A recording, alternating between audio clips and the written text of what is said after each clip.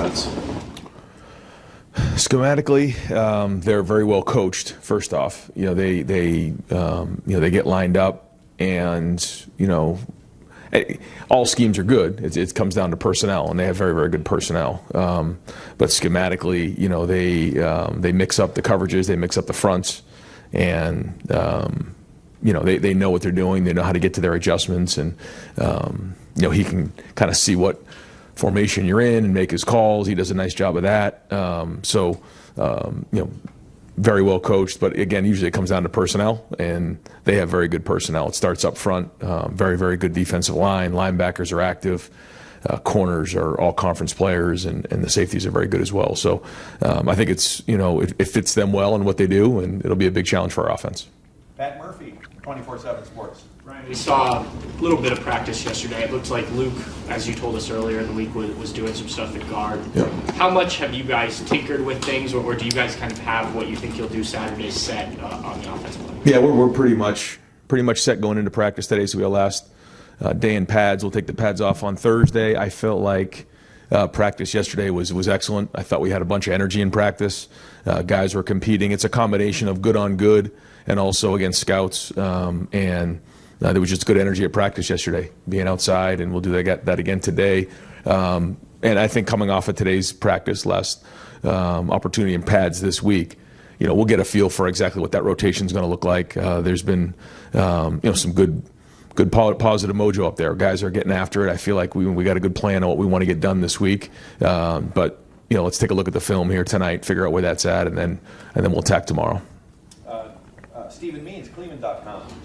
More of a big picture thing, just what we got around the country. You've seen some other guys from the 25 recruiting class already enrolled and participating in practice.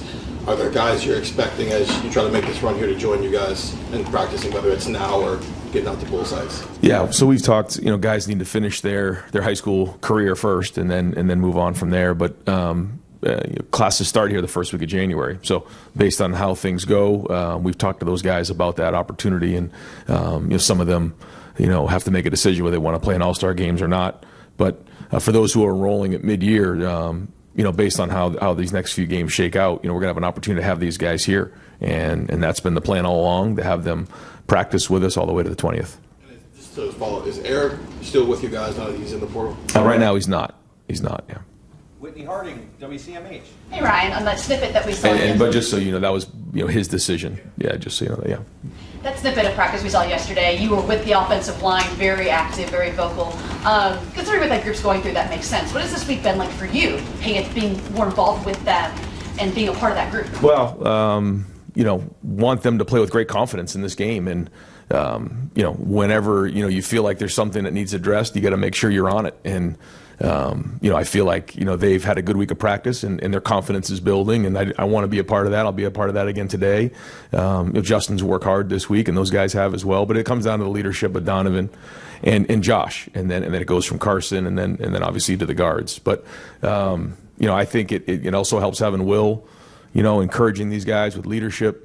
When you get into playoff games, obviously the offensive line play is critical, and we need these guys to play really, really well. So same thing, we'll be in there today, and I feel like yesterday was good, again, mojo coming off the field, good energy coming off the field that way, and they know how they need to play in this game. Not that everything has to be perfect, but we got to rock off the ball and knock people back.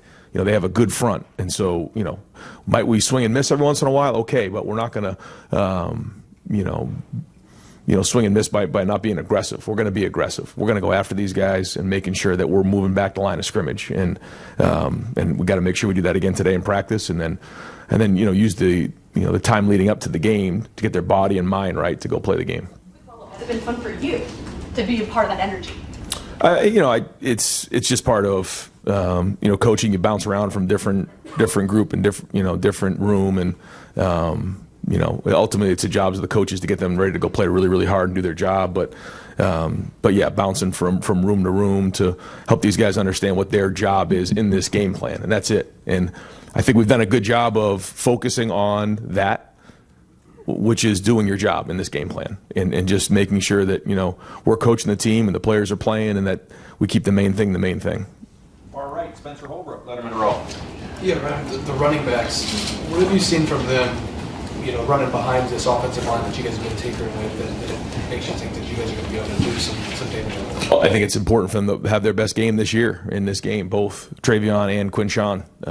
They have had a good season this year. They've done some really good things, but now we got to be at our best and we got to run downhill, and everybody's a part of that. Will's a part of that. The receivers are a part of that. The tight ends, but obviously the offensive line and running backs are a critical part of that. So you've heard me say this before: 3-yard runs got to be 5-yard runs. We got to take care of the football. We got to get downhill, and then the first 4 yards are the most important. We got to get 4 yards every run, and then after that, that's up to them. They know that they want to play their best game. I think their preparation's been good. Got to continue to have a good one today, but there was some good energy yesterday. I think the runs fit well, and so we got to be creative on how we get them the ball as well. I think that's a big part of this game plan. You guys brought in Quinshawn because, first of all, he's a really good player, but also to keep Travion and Quinshawn both fresh for this. How have you seen that play out the way that you guys envisioned it from a carries standpoint, from a load management standpoint with those two as they head into now the next 4 games? They look fresh to me. They're flying around out there at practice. They look strong. It looks like they're seeking contact, which this time of the year is important, and they look fast. So, now we got to go do that on Saturday night and play that way. Dan Hope, Leavenworth. Ryan, have you guys made a decision at kicker? Are you guys going to stick with Jaden Fielding? Yeah, so, today in practice is our field goal day, so those guys will get out there and practice. We'll see how today goes.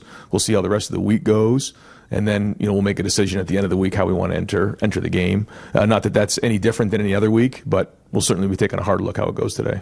How have you seen Jaden respond to that Michigan game? Well, I think his teammates have been good in terms of support and knowing that we wouldn't have put him in the game if we didn't trust him. But he also knows that he's got to do his job. Everyone's got to do their job around here, and it's very important to winning games that everyone does their job. His job is to make field goals, and so he's got to have a good day today, and Austin will be right in there too, and they'll both have an opportunity to kick today, and we'll make a best decision coming out of the this week of practice that we can to see who gives us the best chance to win the game, and then we'll go from there. Austin Ward, the podcast. Ryan, when you talk about rocking off the ball, knocking back the line of scrimmage, certainly that would have been easier if you had Josh and Seth. When you are shorthanded, I know you can't abandon that mentality. What other solutions could there be if you are not at the same level that you were 6 weeks ago? Yeah, well, I think that's a mentality. Now, schematically, you got to make sure that we're adjusting and doing, again, maximizing our strengths, minimizing our deficiencies. We've got to do that in this game. And so, yeah, without getting into too much, we got to still, we're Ohio State. We still got to be able to do that. However, there are ways that we can, again, maximize our talents. And that's probably the best way to put it without getting into too many details on things. But you're right. You got to find out what your guys do the best and then go from there. But I also think we have some capable guys up there that can, do a great job of, getting knocked back and, but a part of that is double teams. You gotta use your technique and then the running back's got to get downhill, and then there's a confidence level in that. And we'll continue to work this game plan. I think that we got a good plan on how we're going to attack this thing. Got to go put it on the field, but we're also not just going to run sideways all over the place. There's a good complement of getting the ball to the perimeter, but also running the ball and getting vertical. I know you love how we might see one snap of practice and make sweeping Right. Conclusions. And you still have to watch another practice and get the pads up. Do you think right now that Tegra would remain starting as the starter at right guard? Because it felt like that was maybe the spot that started the last conversation for the previous 3 weeks.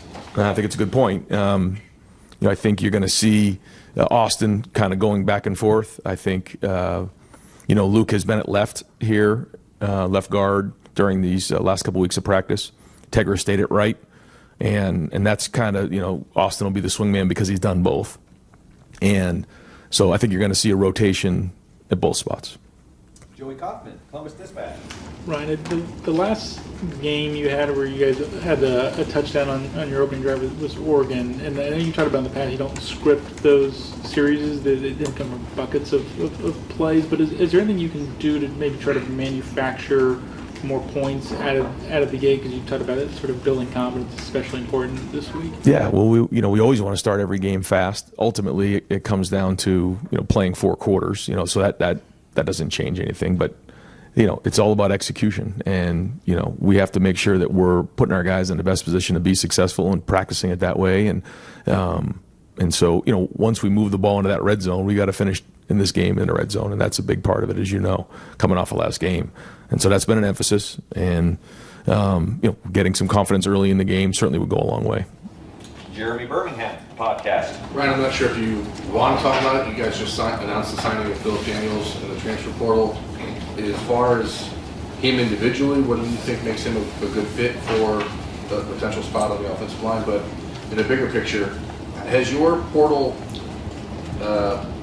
approach changed at all based on the last couple of years, or is it where you guys are still looking to just supplement, fill a couple holes where it seems like a lot of college football is making wholesale changes to their roster? I think every year it's become probably a higher percentage just across the country. For us, it'll probably be the same thing this year. I think last year we ended up 7 or 8 guys. It'll probably be higher this year. Maybe there was another guy I'm forgetting, but I think every year that number is going to go up. But as we've talked about before, this sustainability of a program has got to be built through high school recruiting, and then development, and then retention of your roster, which that's not going to change here. That being said, we know that there's some positional needs that we got to get addressed, and we're going to work hard to make sure that we do that. I think there's unbelievable opportunity in certain spots. You're seeing some of that already, and so we'll be aggressive in making sure that we already have some good guys in that room already that we feel like can continue to grow and develop and then have a bright future ahead of them. But we certainly are going to need some help in there. And so we got to go out and make sure that we're addressing that, because we're getting ready to go play in a game, but there's another season coming real fast, and this portal is open, and so we got to make sure that we're doing our due diligence in building our roster for next season. Is there a recipe, like a guy like Philip, for example, who's got 3 years left to play, has gone out, left Ohio, played good ball somewhere else in the Big Ten, or that level of play? Is that like the recipe that you guys would like to follow? I think when you look at it, the NFL gives you a lot of great information, and when you look at the value of a rookie as opposed to somebody who's in their second contract who has shown that they can play in the NFL for multiple years at a high level, the value is different. Well, it's similar in college. There's certain freshmen that come in that are impact players day one, and that's one thing. But for a good majority of freshmen, it's going to take a year or two for them really to reach their true value or top value and potential on the field. So bringing folks in who have played years already in college, who have shown that they can play at a certain level, there's a value there that's different than bringing in an 18, 19-year-old player as a freshman. So those are all things that we're all looking to calibrate as we're figuring things out moving forward.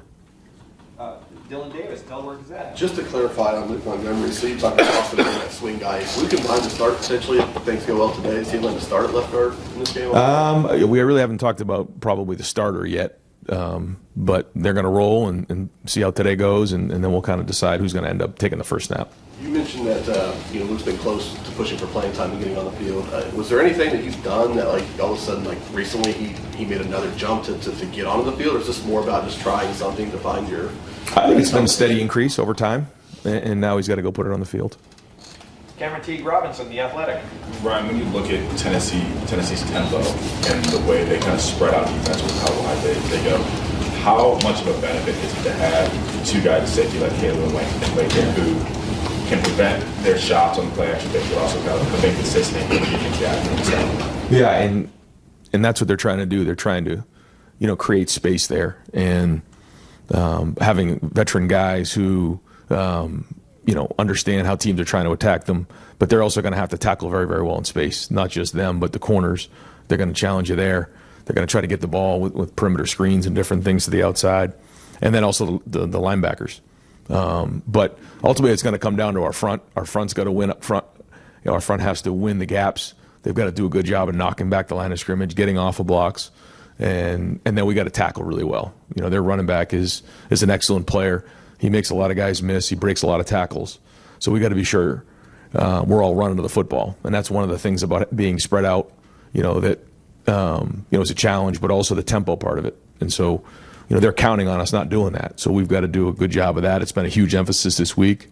I really like our plan. Our guys are energized right now. I think the guys on defense have great confidence in practice. You can feel it. You can just see it.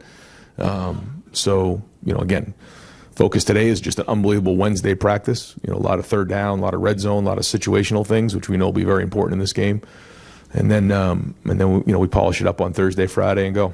You guys have talked all offseason about needing the second team guys to be there for a playoff run like this. Yeah. With Tennessee's tempo, does this feel like a game where you're going to need Kate McDonald, Edward Houston, like all those guys up front? Yeah, we're going to need depth for that reason. Now, if you get 3 and outs, it certainly makes a big difference, when they can't continue to stay on the field and wear you down. So we know how important it is, that first play of a drive. They do a good job of that, in terms of how they scheme up the first play of a drive, because they know that first down is critically important to their success. So, 3 and outs will be critical in the game, and certainly will help with that as we're talking about it. Stefan Kreisnig, Cleveland.com. We heard yesterday Mecca kind of talk about, not just the players trying to improve for the Michigan game, but also kind of holding the coaches accountable as well. Just what has that dialogue kind of been? How the coaches kind of embrace maybe what the players are saying as well, as opposed to, one-way avenue? I think when you come off of, any loss, you want to identify the things that, went wrong, the things that obviously went well, but the things that went wrong. And then, everyone's got to take accountability. And, if we're going to move forward, there has to be accountability between the players and the coaches. And that's about trust. And there's been open dialogue there. We've had some really good meetings in those areas. And, you got to take accountability. Here's some things we got to do better. Here's adjustments we have to make based on what's going on. And then, both sides understanding that, we're all looking to do the same thing here. And I think you got a very, very mature team, so their feedback is very critical in this. And I thought it's been very, very productive. I think we're all in the same. It allows you to move on quicker, I think. You get to get it out there. Everyone talks through it. Here are the adjustments we're going to make. Everybody agrees with it. And then we're all rolling in the right direction. And that's where we're at right now. How much do you think it helps a guy like Jeremiah to kind of see Emeka be one of those leaders? Do you feel like Jeremiah's voice has kind of grown? Even though he's a freshman, he is still one of the best players on the team? Right now, I would say he lets his play do his talking for him. When he does speak up, people listen because they have a lot of respect for him. But right now, he's letting his play do his talking right now. But he's also getting an opportunity to see some tremendous leadership within the team. Andrew Gillis, Cleveland.com. Brian, when you look at Nico Iamaleava, what stands out about him on film, and maybe how have you seen him get better throughout the course of the second season? Well, he's got a strong arm, which is critical with their offense and how they want to, push the ball to the sideline. With the NFL hashes, with the college hashes, it's certainly wider than it is in the NFL. And so, they try to spread you all the way to the sideline. So he's in line with the quarterbacks they've had in the past who have a strong arm. He can get the ball out quickly, makes good decisions, but he's also athletic, and he's done a nice job of, if the first couple reads aren't there, he goes and looks to make plays. So we got to make sure that we got a good plan for his scrambles, because that's something that's kind of been hidden this year for them. And he's very accurate as well, so very talented. Joe Nugent, WCMH. Certainly won't be the first night game of the season, but first one in a long time. What does the day look like for the team as you build toward kickoff? Well, we've been practicing a little bit later on. We moved it back a little bit. 4 o'clock we felt like was good. We get any later than that, it gets a little bit too long of a day. But we've kind of moved things back a little bit on purpose. We've let them sleep in, as opposed to the last half of the season when we were playing at noon. We were getting guys to bed early. We were waking them up early. We were starting things a little bit earlier. With this game, we've had 3 weeks to prepare. We're letting them sleep in a little bit, bringing them in here and practicing later on, just to kind of get their biorhythms in sync for that. But the day of the game, again, let them sleep in, try to keep it as routine as possible. We'll have breakfast. We'll come over here for a little while, get a couple walkthroughs in, let them get some treatment, go back over, have a few meetings. 4 hours before the game, we have our pregame meal, and then we're on the bus and we're rolling. Bill Rabinowitz, Columbus Dispatch. Particularly against the better teams on your schedule, how close would you say you've come to playing the kind of football that you will need to play to win this whole thing? Yeah, I think you've definitely seen throughout the year, whether it's on offense, defense, and special teams, just very good play. But then you've also seen times where it hasn't been that way. So a complete game is what's required to win this game right here, and that's our focus.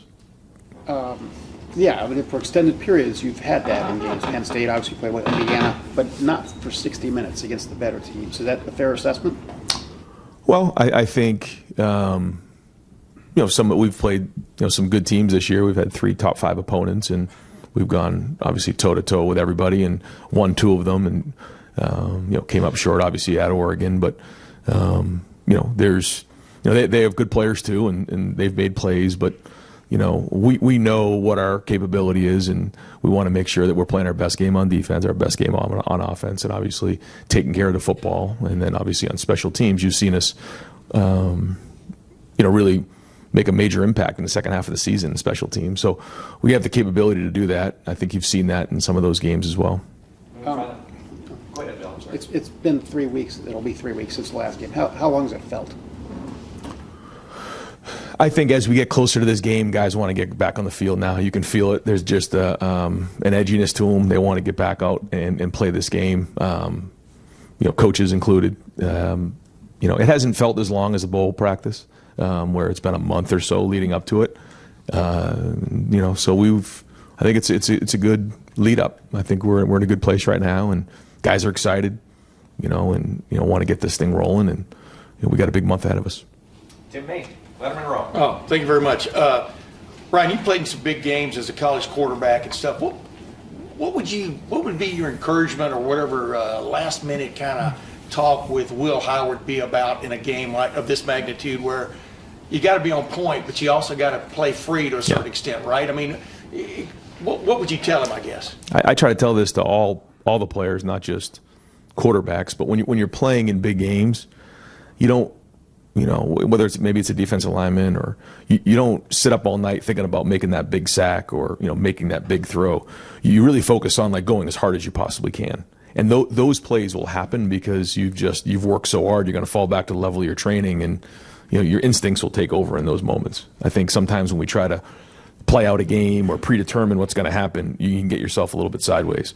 So, for all those guys, it's, let's just, when you put your head on your pillow, just focus on going as hard as you possibly can and giving everything you have. And, maybe that's for him a scramble or, but for a quarterback, I think it's important in big games to find the rhythm of the game early on, and sometimes you can be a little too fast. Sometimes you can be a step slow. You got to find that rhythm early in the game, and then it kind of takes off from there.